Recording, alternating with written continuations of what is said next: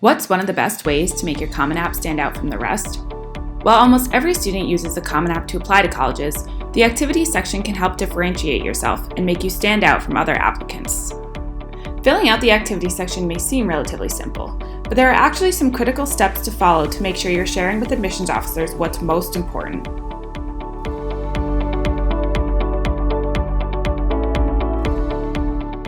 In this video, I'm going to review the Common App activities section and the key things to know when filling it out.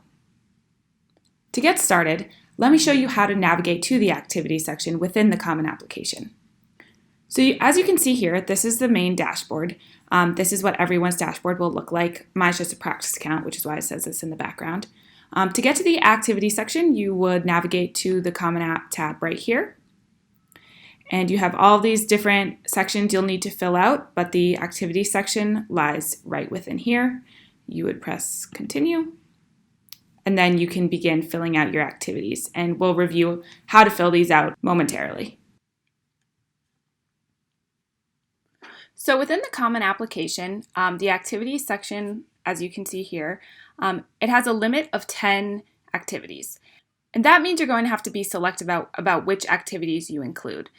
So you want to make sure that you limit yourself to the most important or the most meaningful activities. And if the activity doesn't show dedication or leadership, then it's probably not worth including. So once you go into the activities, for each activity, I've put some examples in here, which we'll go over in a little bit. But for each activity, you're going to have to list the grade levels. So what years you participated in high school, the timing of your participation. So was that during the school year, the school break, or was it all year long? The hours spent per week and the weeks spent per year. Now this is important because it can actually help you narrow down which activities to include. So the ones where you participated for multiple grades, you participated more so during the school year than shorter school breaks, those are better to include just because they show more dedication and leadership. So for example, if you were on the baseball team all 4 years and then your senior year you became captain, this is a good activity to include because you played for multiple years, so it shows dedication, and then it also shows leadership because your senior year you were elected as captain. And then, for example, on the other hand, if you played clarinet for 4 months in the 9th grade, but then quit after 4 months because you didn't enjoy it, this wouldn't be a good activity to include. You know, it didn't even last a whole grade. There was no leadership positions. So this is an example of an activity that you probably wouldn't want to include.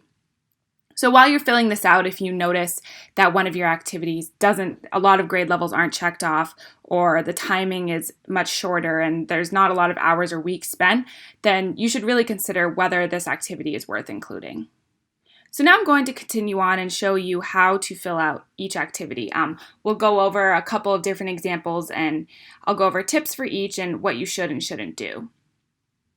So first, the activities start with activity type. For this example, it's journalism and publication, but as you can see, there's lots of options to choose from.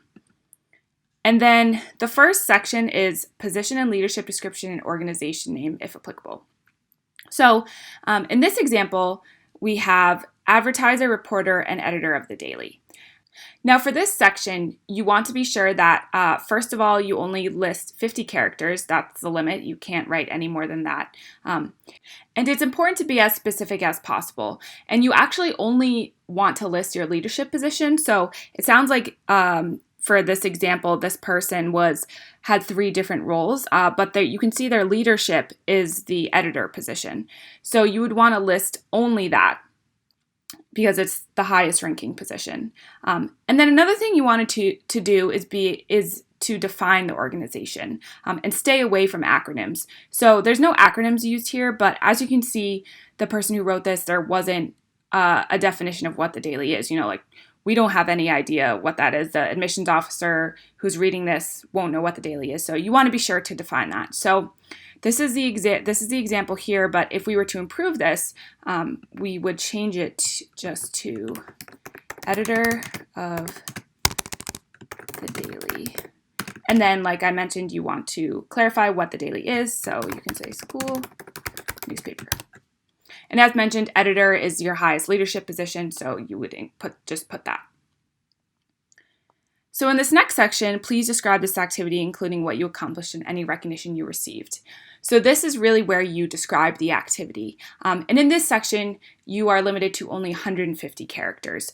So like the section before, you have to be concise. You have to only talk about the most important things. So just some tips to keep in mind when you're writing this. Like I said, be concise. You don't have to write incomplete sentences. This isn't where you want to show off your writing skills. That's more so for the essay. The admissions officers understand you are limited, so you don't have to write complete sentences, complete paragraphs. You don't even have room to write a complete paragraph. Instead, you want to use action verbs. You can just write brief snippets of what you want to say. So in this example here, the person wrote, "As editor of the newspaper, I met with other members of the paper and held weekly meetings where we brainstormed strong ideas for upcoming articles." And it looks like they started to write something else with I, but there was no room. So as you can see here, they use complete sentences, which we don't want to do. The person who wrote this started with "as editor of the newspaper."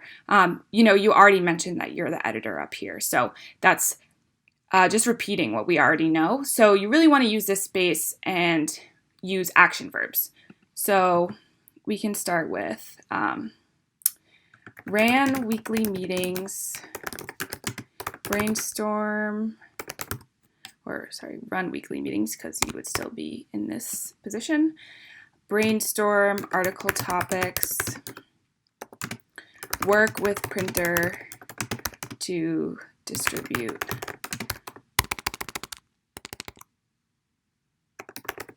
over 500 copies to faculty and staff. So hopefully there would be more things that you would be doing in this position, but you can see how I changed it just to be shorter, more concise. We have the active verbs here, so run, brainstorm, work, and this is just a much more concise and better way to present this information. And then you also have your grade levels of participation, as I mentioned before, the timing, hours spent per week, so this is a lot, 10 hours per week, most of the year, and then if you intend to participate in a similar activity in college.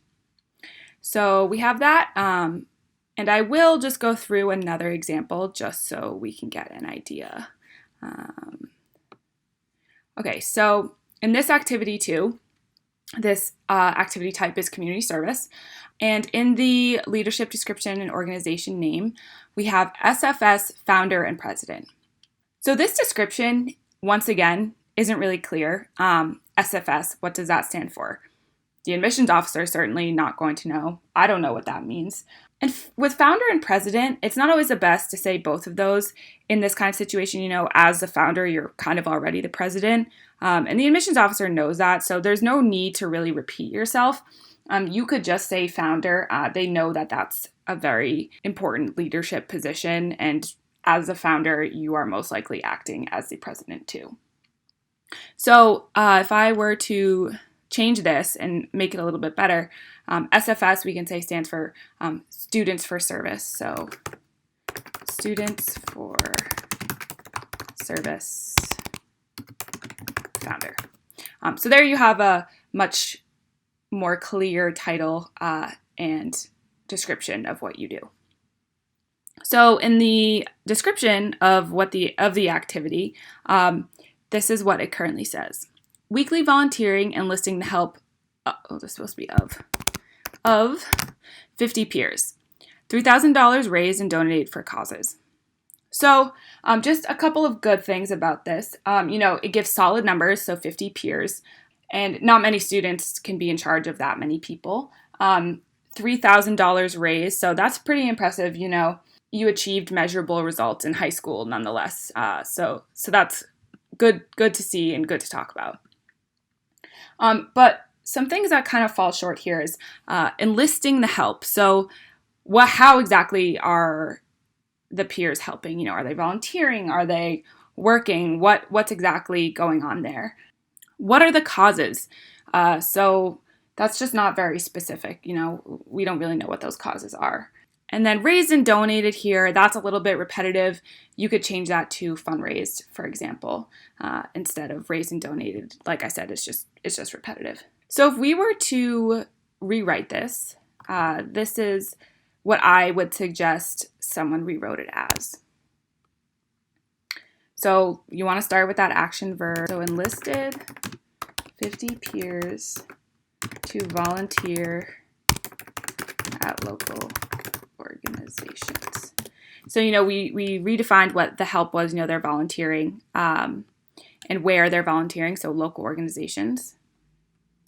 And fundraised $3,000 for youth organizations in the community.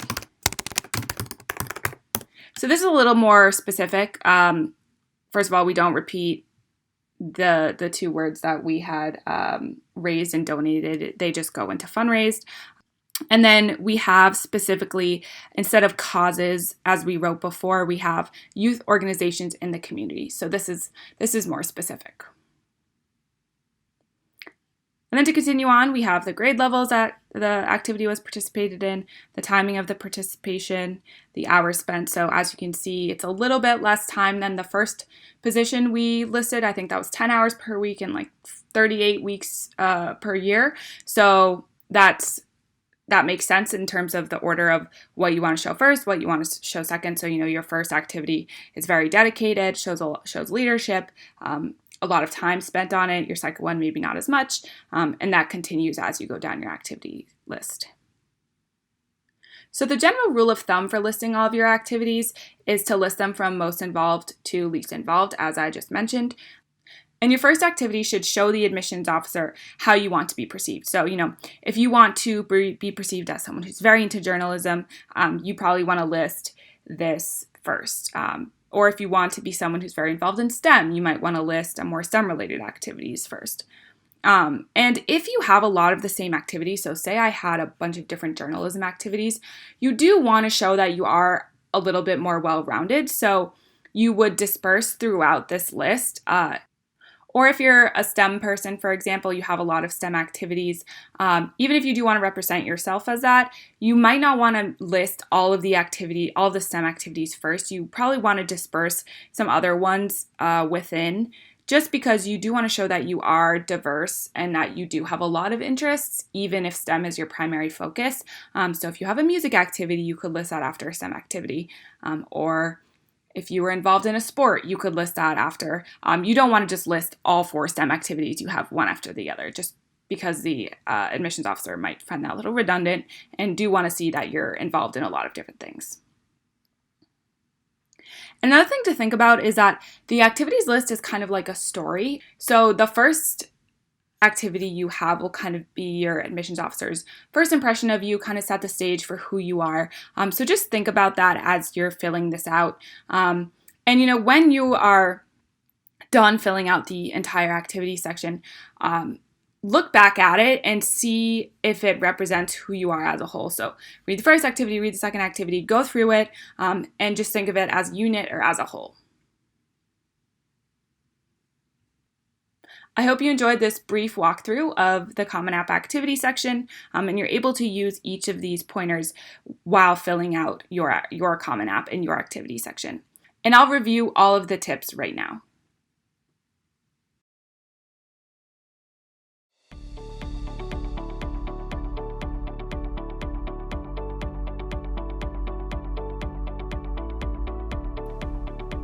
The activity section has a limit of 10 extracurricular activities. This means that you'll have to be selective in choosing which activities to report, limiting yourself to the most important ones or those that are most meaningful. Just because there are 10 slots, that doesn't mean you need to list 10 activities. If the activity doesn't show dedication, it's not worth including.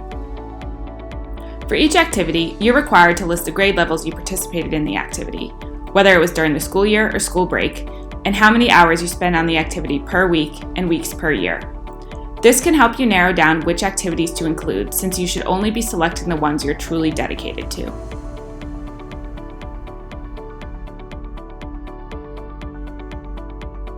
This section is limited to only 50 characters. It's important to be as specific as possible here. If you had multiple roles within an activity, list the highest ranking position. Also, be sure to define the organization and stay away from acronyms. You should never assume that an admissions officer will be familiar with the organization.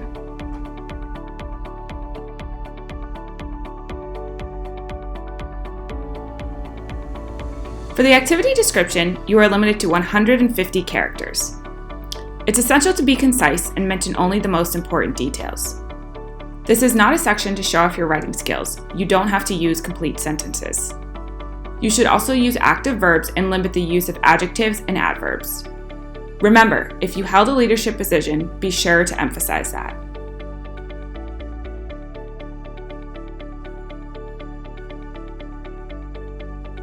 The general rule of thumb for listing activities is to go from most involved to most common. So for the activities where you have a lot of leadership positions, you want to list those first. The first activity should also show who you are as a candidate. So for example, if you want to be perceived as a STEM person, make sure your first activity relates to STEM. If you have a lot of similar activities, so say you have 3 other STEM activities, you can disperse other activities involving music, sports, etc. throughout, so that you look a little bit more well-rounded.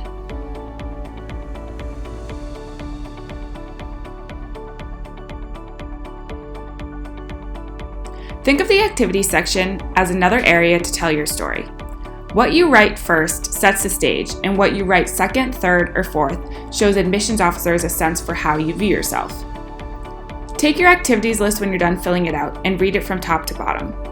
See if it makes accurate sense for who you are as an applicant, and keep in mind how it looks as a unit and as a whole.